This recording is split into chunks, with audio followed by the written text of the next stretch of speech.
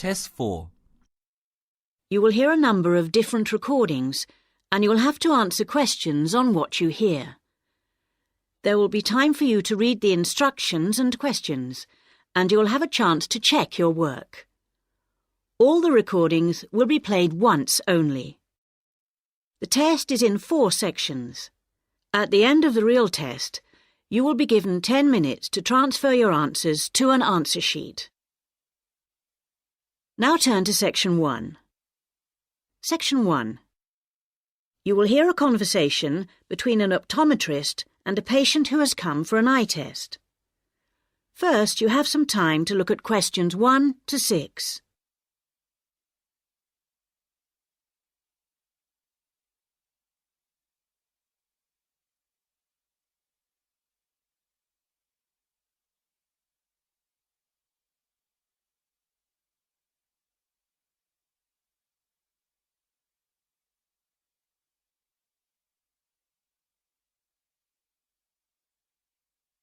You will see that there is an example that has been done for you. On this occasion only, the conversation relating to this will be played first. Good morning. Can I help you? Yes, I'm here for an appointment at 10 o'clock with the optometrist. I'm a little early. I know it's only 10 to 10. Are you Simon Lee? Yes, I am. The time of the appointment is 10 o'clock. So 10 a.m. has been written in the space. Now we shall begin. You should answer the questions as you listen, because you will not hear the recording a second time. Listen carefully and answer questions 1 to 6. Good morning. Can I help you? Yes, I'm here for an appointment at 10 o'clock with the optometrist. I'm a little early. I know it's only 10 to 10. Are you Simon Lee? Yes, I am. I'm Rachel White, the optometrist here today. Come in and take a seat. Thanks. Before we test your eyes, I just need to get a few details from you. So, Simon, what's your full name? Simon Anthony. That's A-N-T-H-O-N-Y. My family name is Lee.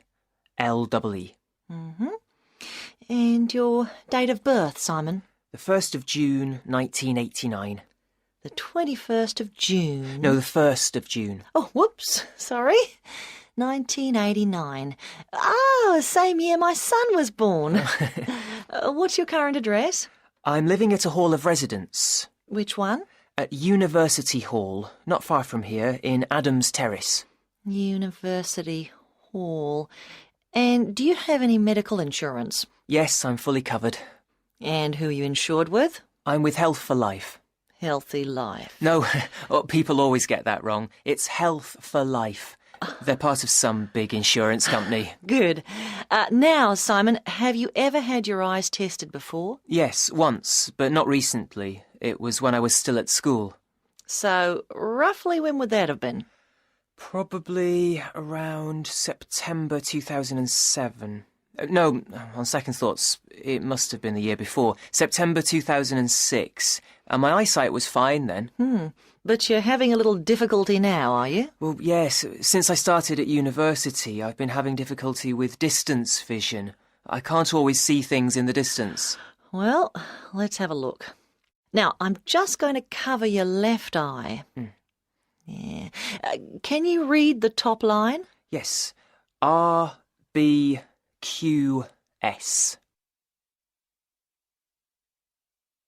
Before you hear the rest of the conversation, you have some time to look at questions 7 to 10.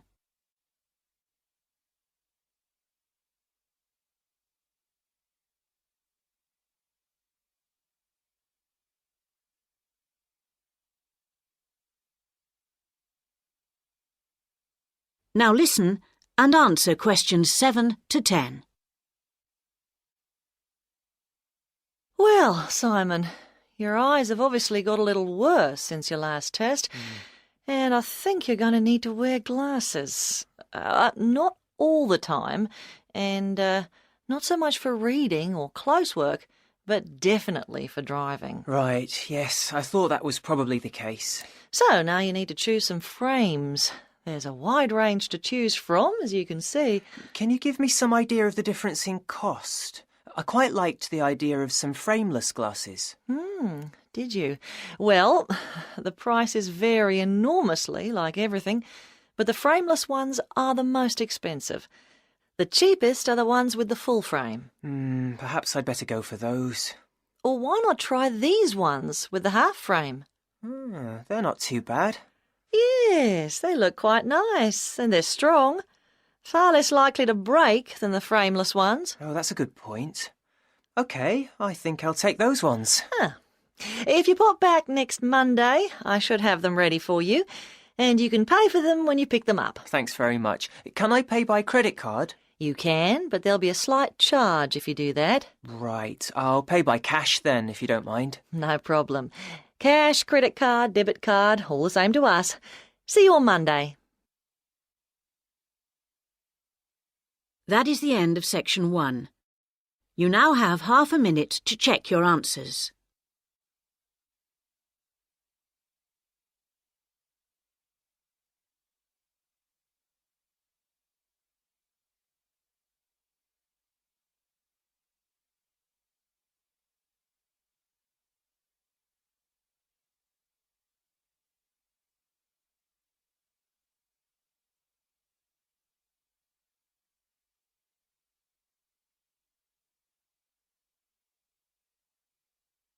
Now turn to section 2.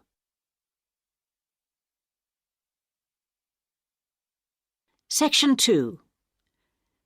You will hear an extract from an audio guide to the Taj Mahal. First, you have some time to look at questions 11 to 16.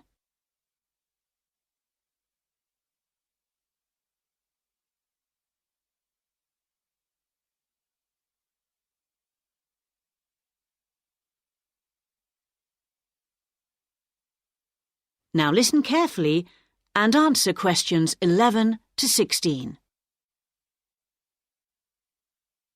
Welcome to our audio tour of the Taj Mahal. The Taj Mahal is the most popular tourist attraction in India. It's also one of the most spectacular buildings of the world and is considered as a symbol of love. But how many people realize that it was actually built as a tomb or burial place for the emperor's wife? The Taj Mahal was built by the Mughal Emperor Shah Jahan to commemorate his beloved wife Mumtaz Mahal when she died. And although this was not his original intention, for he had planned to build a black marble tomb for himself, they both lie side by side in the tomb today. Emperor Shah Jahan's two greatest passions were architecture and jewelry, and both are represented here in all their splendor. The most skilled architects and craftsmen came from across India and countries as far away as Persia and Turkey. Much of the structure was built in white marble that was carried by 1,000 elephants all the way from the Indian region of Rajasthan, some 300 kilometers away. Crystal and jade came from China, sapphires from Sri Lanka, and turquoise from Tibet. But there's a lot more to the Taj Mahal than just the tomb. So let's have a look at the overall plan before we take a walk through the magnificent gardens. Your tour begins here, at the point marked with an X on the plan. This is known as the main gateway. Walk through the gate and you come into an elaborate garden. There are 2 marble canals studded with fountains which cross in the center of the garden, dividing it into 4 equal squares. Each of these 4 quarters is then subdivided into flower beds, so there are 16 flower beds altogether. The tomb stands majestically at the north end, not in the center, as you might have expected.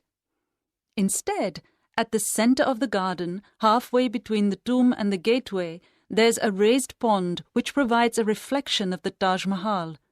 It's a magnificent sight. On either side of the tomb, there are buildings made of red sandstone. The one to the west, to the left on our plan, is a mosque. It faces towards Mecca and is used for prayer.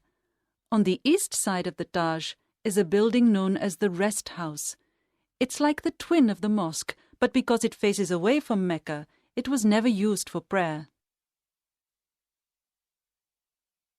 Before you hear the rest of the guide, you have some time to look at questions 17 to 20.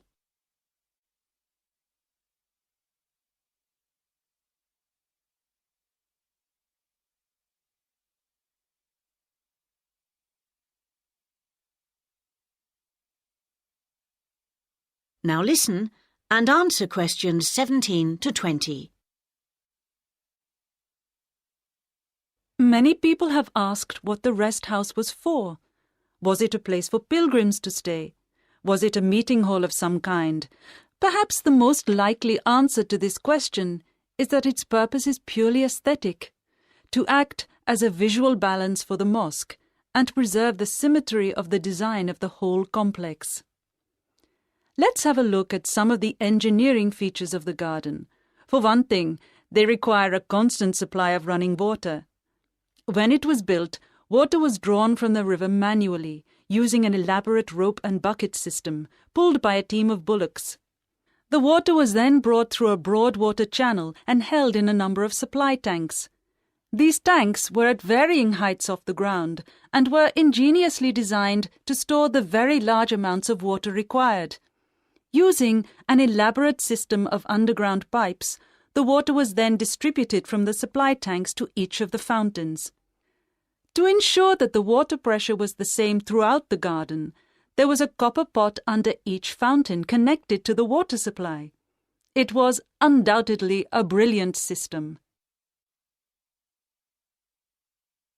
That is the end of section 2. You now have half a minute to check your answers.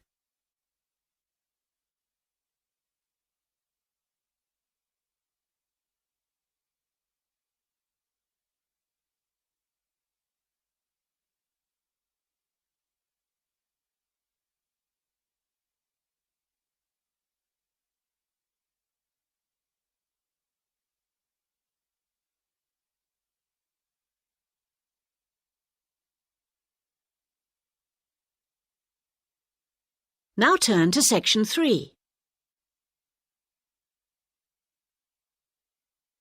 Section 3. You will hear a tutor and 2 students discussing the crop rice. First, you have some time to look at questions 21 to 24.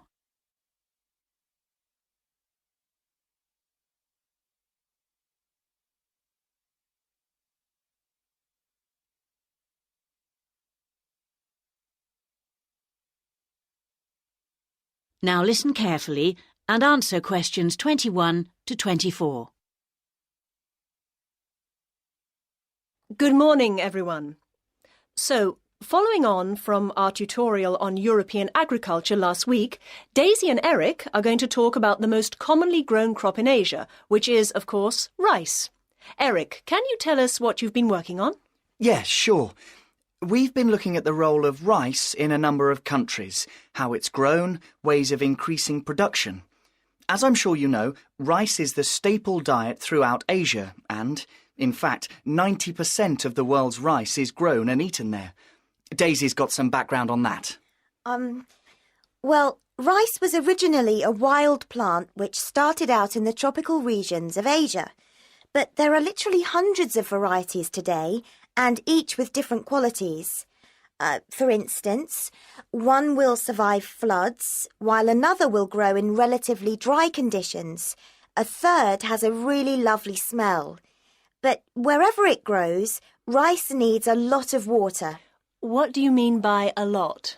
Well, it takes about 5,000 litres to get a kilogram of rice. This can be supplied either naturally or by irrigation. And as most rice-growing countries suffer from unpredictable weather, including drought, water management really is the key. Research has become so important now that each rice-growing country in Asia has its own research institute. Whether we're talking about Japan, China or Bangladesh, and they're all coordinated by a group in the Philippines called the International Rice Research Institute. Interesting. Bangladesh, for instance, has been successfully using different rice varieties and fertilizers for 30 years. But because it's such a flat delta country, it's very difficult for the water to drain away after the monsoon season, so they need to find special rice crops that can survive the floods. And with global warming, the situation is more urgent than ever. Before you hear the rest of the discussion, you have some time to look at questions 25 to 30.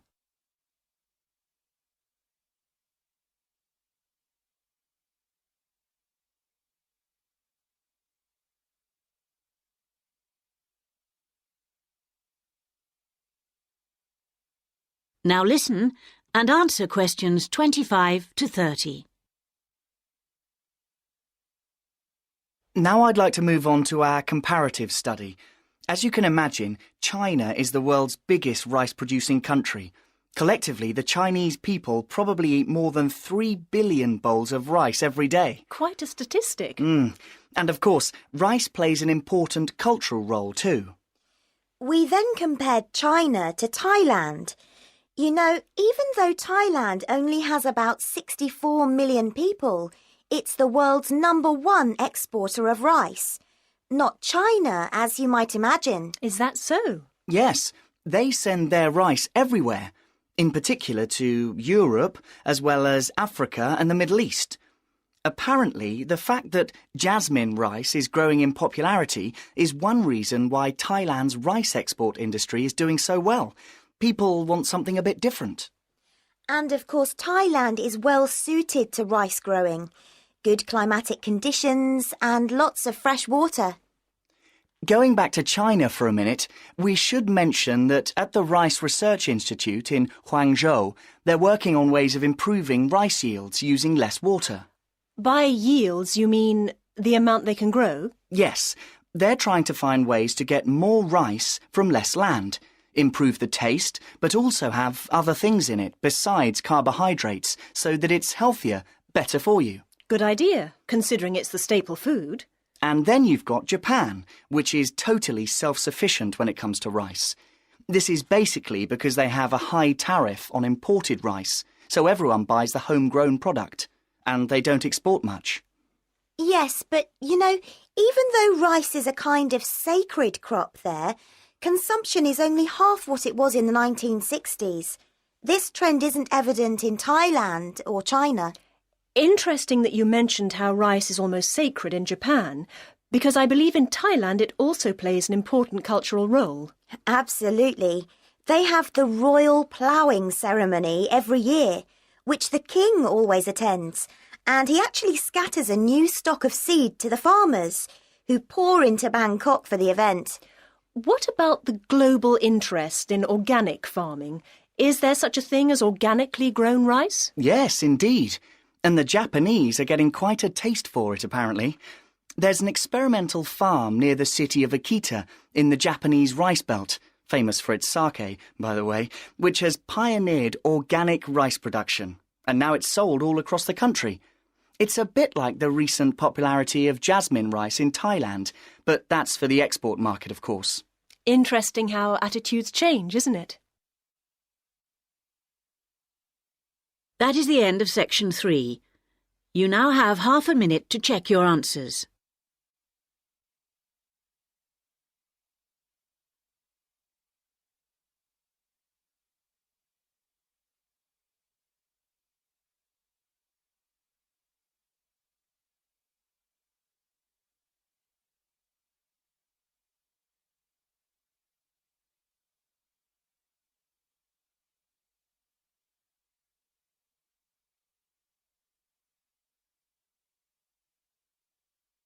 Now turn to section 4.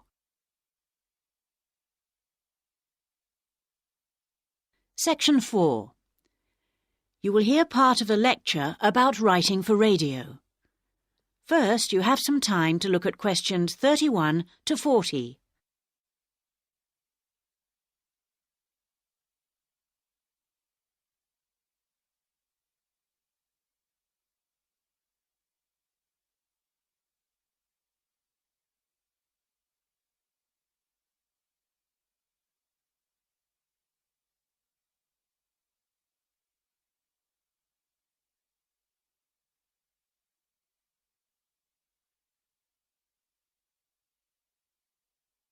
Now listen carefully and answer questions 31 to 40. We're going to move on today to look at some of the key principles of writing for radio. Of course, the main thing that you have to remember is that a radio script is not written to be read, but to be spoken and heard. Now, putting this into practice is more difficult than it seems, because writing as we speak involves abandoning many of the normal rules of writing that have been taught to us from an early age.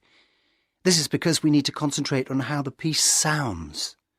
Written words convey information, but they don't convey the full meaning of what you want to say.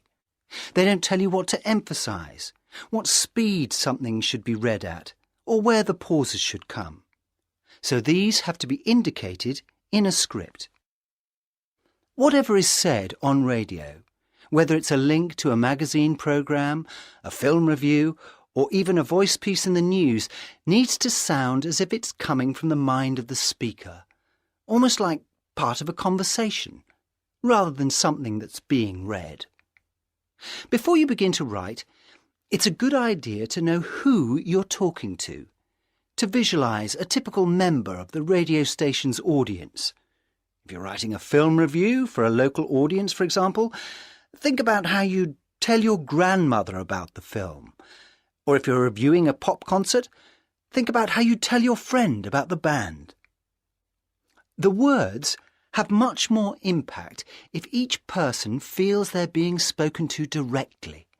So your tone needs to be informal. Rather than using impersonal words like listeners or the audience, you can make it more informal. Include them in what you're saying by referring to us and we. Once you know who you're talking to, the next thing is to work out what you're going to say. Don't forget that the person listening to you has no opportunity to ask questions. And in the same way, you can't repeat what you've just said. For these reasons, it's important that your script is logical and progresses smoothly. Too many facts too close together will cause confusion, so space them out evenly. The best scripts allow listeners to visualise what you're describing. For example, instead of giving the physical dimensions of a field, describe it as being the size of, say, a football pitch. If you're talking about a tall building, relate it to perhaps a 10-storey block of flats. Now, all scripts need something that will grab the attention of the listener. You need something that'll make them say, "Hey, I want to stop and listen to this." So the first sentence has to do this for you. It needs to be intriguing, interesting, and then it needs to be backed up by a second sentence that explains what you're talking about. The last sentence should also give your listeners food for thought and can be in the form of a question or a statement that sums up the item. After you've finished your script, you need to polish it up. And the most effective method of doing this is by reading it aloud. This also helps you to avoid tongue twisters or words that you might find awkward to pronounce. That is the end of section 4. You now have half a minute to check your answers.